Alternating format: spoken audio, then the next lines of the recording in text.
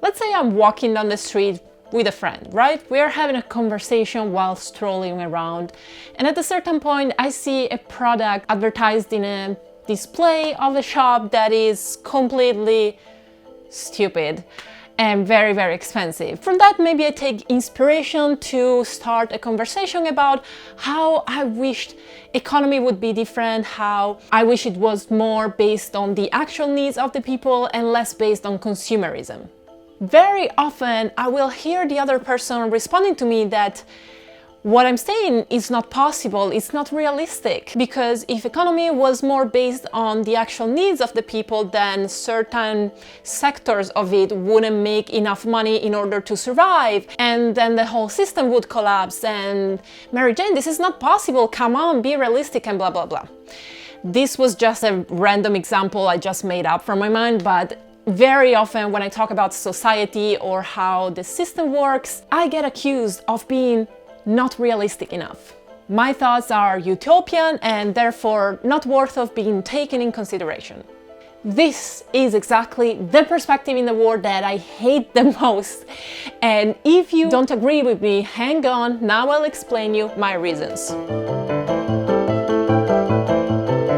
The problem with this perspective is that it assumes that things the way they are in society are natural, are just a given fact, and I don't know, they are like given from God or by nature. And therefore there are very limited possibilities that we have to make changes to them. If you think these things, I want you for a moment to reflect on the fact that we built these rules, we built this society. We invented the society the way it is now. It's not always been like that. In fact, humans change the laws and the rules all the time, even the moral rules. Yesterday, it was not okay to show ankles in public for women. Nowadays, it's not okay if a woman gets raped because she was dressed in a too provocative way. Yesterday, people wanted food rather than money. Today, if you give food to a homeless person on the street, he will throw it away. He wants money. We've created behaviors, we've created culture, we've created habits. We've made constitutions, we've made laws, we've made rules. We created the economy, we created finance. We literally invented money. These things, the way they are right now, they've not always been like this. And they are not something that is given by nature. They are human creations. And as human creations, they can be changed. Therefore, I think it's very dangerous to adopt this point of view where the system how it is right now is the way it is and we cannot do much about it. You should be realistic. What does realistic mean in this context? You know, I walked through Union Square the other day. The prices of fruits and veggies at the farmer's market were insane. I would never shop there, better go to the supermarket. Don't tell me about it, it's crazy, huh? Produce should be locally and organically produced if we want it to be sustainable for the future.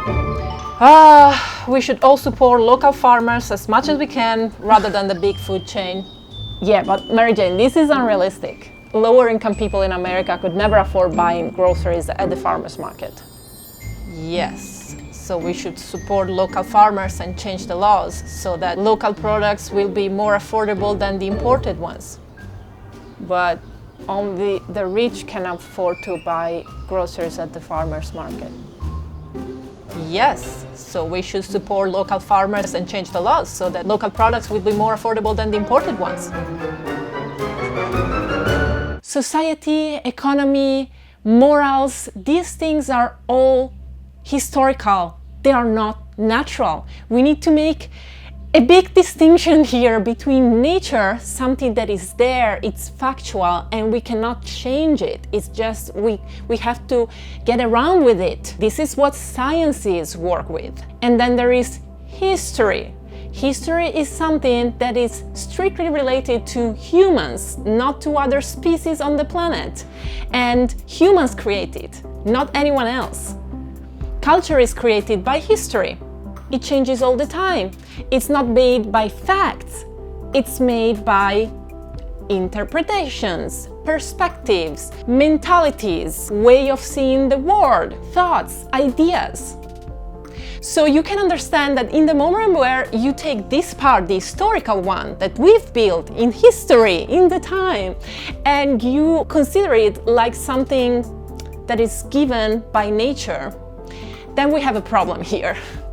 Because then you're not going to realize that things the way they are subjected to change, and who has the power to change them is us, not nature, us. It's us who need to change our way to view things and need to change history. We are building today the culture, the ideas, the events that are gonna be one day considered history. So please don't tell me to be realistic, because there is nothing to be realistic about when it comes to culture, to ideas, to thoughts. The choice there is not to be realistic or utopian.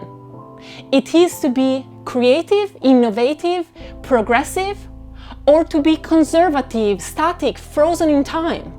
So the next time you, my friend, will have a conversation with me and you tell me to be more realistic, before you shut my mouth, think about this, that not only we can change these things, but we need to change them, because we are historical. We change in time, we develop in time, society evolves, it never stays the same. So it is our job as cultural human beings to make sure that it changes in a way that seems appropriate to us and not just in a random way. I beg you, please, think outside of the box. Don't be trapped in the system. Be creative, be innovative, be utopian.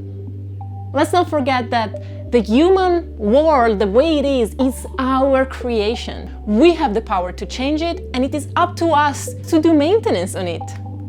Realism is something that pertains natural facts, not human interactions. Let's not be realistic with how society works. Let's rather be compassionate and reasonable. Hey everyone, I'm Mary Jane, an Italian living in New York City, and I publish videos every Sunday. If you're a YouTuber yourself, or a creator, or you have to produce something every week for a job, you might wonder how people like me manage to publish a new video almost every week.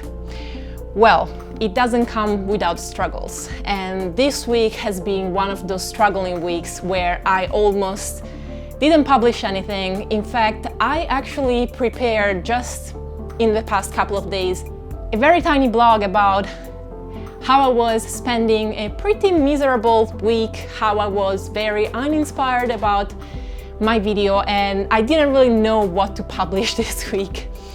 Somehow I managed between yesterday evening and this morning to get my inspiration back, get my motivation back as well. And therefore I'm not gonna publish that little vlog anymore. But I'm gonna post it on my Patreon page. My Patreon page is an online space where you can access by pledging at least $1 a month for supporting my work on this YouTube channel. And by doing so, you can access to the whole world of behind the scenes of What a Shame, Mary Jane. Also on my Patreon page, I publish one video per week, usually on Wednesday, where I give updates about how I'm preparing the videos, what video I'm gonna publish that week, and how in general this whole What a Shame, Mary Jane project can happen. I have a little community of 70 and something subscribers and patrons there, with whom I have daily interactions. We have conversations, we give each other support. We talk more in depth about topics that I bring up here on my channel. So if you have been following me for a while, or you just came and you really like my content, I invite you to join our little community there on Patreon and consider supporting also financially this What a Shame, Mary Jane project. I don't really do sponsorship videos or brand deals on this channel, as you can see. So that's the way I'm able to keep creating these videos every single week. As a bonus, I decided to leave the vlog on Patreon accessible to everyone. So even if you're not registered, you can click on the link in the description now and get free access to this vlog. I think sometimes on social media it's important to remind the viewers that not everything always goes as smooth as it seems in the final product.